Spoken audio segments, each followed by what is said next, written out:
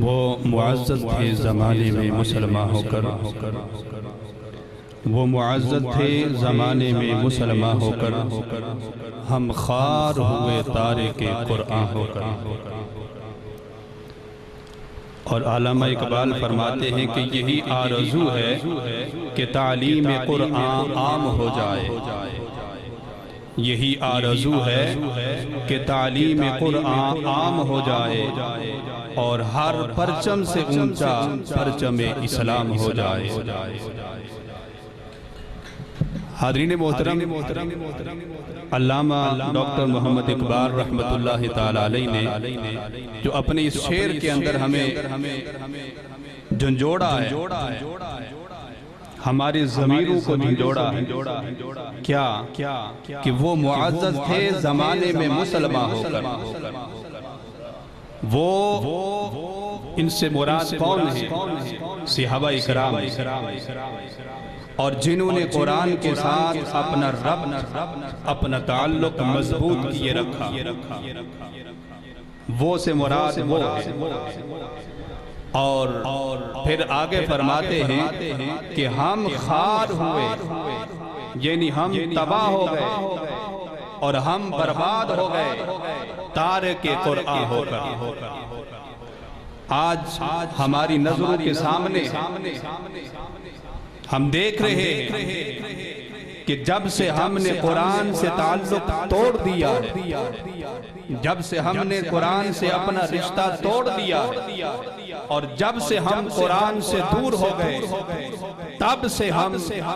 ذلت اور رسوائی کے گھڑوں میں گھرتے جا رہے ہیں۔ آج کہ اس جدید دور کے اندر ہماری ذلت اور رسوائی کا سب سے بڑا سبب یہ ہے کہ ہم نے قرآن اور صاحب قرآن سے اپنا تعلق توڑ دیا، قرآن اور صاحب قرآن سے اپنا رشتہ توڑ دیا۔ تو اس لیے ہم در بدر ٹھوکریں کھاتے پھرتے، دھکے کھاتے پھرتے، ذلیل اور رسوا ہوتے پھرتے۔ اور یہ دیکھ لیں آج کی اس رات کے اندر بھی اپنی حالت ہم دیکھ لیں۔ تعجب ہے اے امتی ہم پر کہ اس شب بارات کی رات کی فضیلت اللہ اور اللہ کے رسول نے ہمیں کیا بتائی، اللہ اور اللہ کے رسول نے اس رات کی اہمیت ہمیں کس طرح بتائی، اور اس رات کے اندر ہمیں کیا کچھ کرنے کے لیے حکم فرمایا، اور آج ہم کس راستے کی طرف نکل پڑے، ہم کس طرف نکل گئے۔ ارے اس رات کے اندر تو اللہ کے محبوب صلی اللہ علیہ وآلہ وسلم اپنے رب کی بارگاہ میں گریہ و زاری کرتے، آہو بکا کرتے، اور رات کو اپنے گھر سے باہر نکل کر حضرت عائشہ صدیقہ کے حجرے سے باہر نکل کر کبھی قبرستان میں چلے جاتے، کبھی مسجد میں چلے جاتے، اور مسجد میں جا کر قبرستان میں جا کر ہمارے لیے گریہ و زاری کرتے، اپنی امت کی بخشش کے لیے اپنے رب کی بارگاہ میں التجائیں کرتے، صرف اس مغفرت اور بخشش والی رات کے اندر اللہ کے محبوب جو معصوم عن الخطا ہیں، آپ کے بارے میں تو خطا کے بارے میں سوچا بھی نہیں جا سکتا، سوچنا تو دور کی بات، تصور بھی نہیں کیا جا سکتا۔ اور میرا عقیدہ اور ایمان یہ ہے کہ جو آقا علیہ السلام کی ذات کے بارے میں اگر کوئی ایسا تصور بھی کر دے، وہ بھی دائرہ اسلام سے خارج ہو جائے، اس کے اندر ایمان کی رتی نہیں۔ مگر آج راستے میں آتے ہوئے بھی اور ابھی مسجد میں بھی باہر سے جو آوازیں آ رہی ہیں، خدا کی عزت کی قسم یہ آوازیں سن کر اس امت پر افسوس اور صد افسوس ہے، اور میں افسوس اور صد افسوس کروں گا ان والدین پر کہ جن والدین کو یہ خبر نہیں کہ ہمارے بچے کس طرف جا رہے ہیں، ہم اپنے بچوں کی تربیت کیا کر رہے ہیں، کیا یہ رات شب بارات کی رات اللہ اور اللہ کے رسول نے ہمیں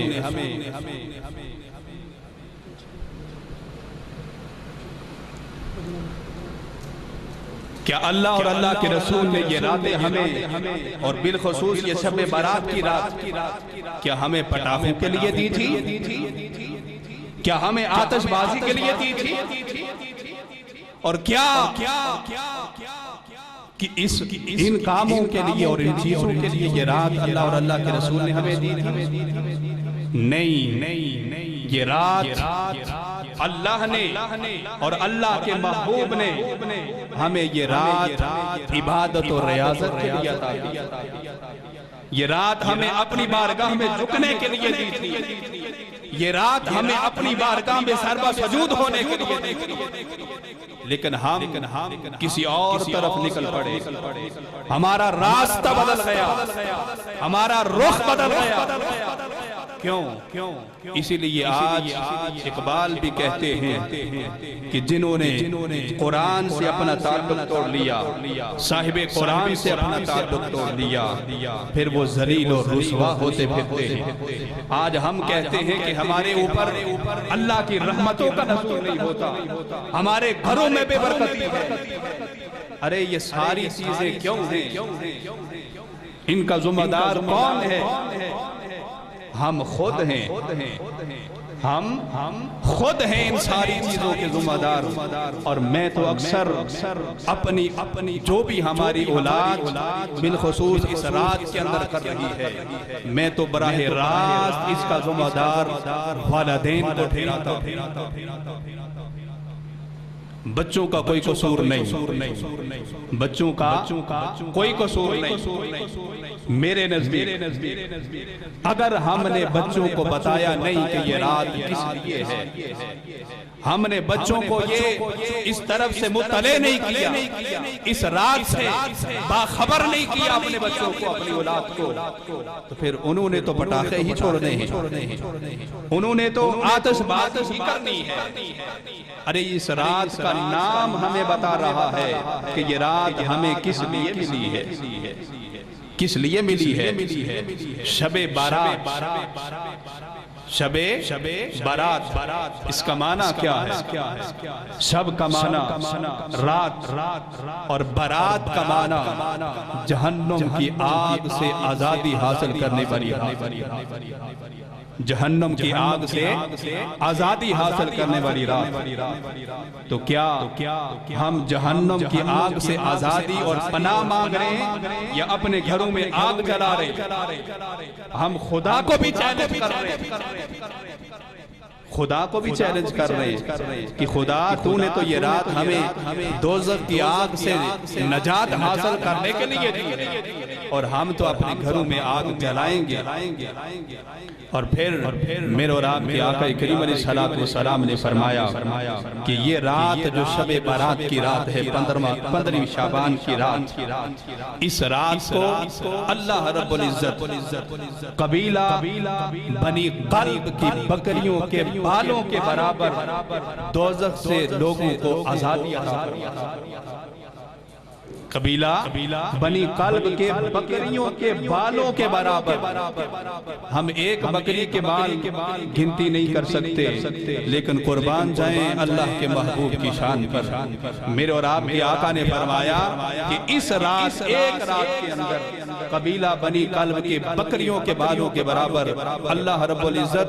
آتش دوزخ سے لوگوں کو آزادی عطا فرماتا۔ تو حاضرین محترم، ہمیں سوچنا ہوگا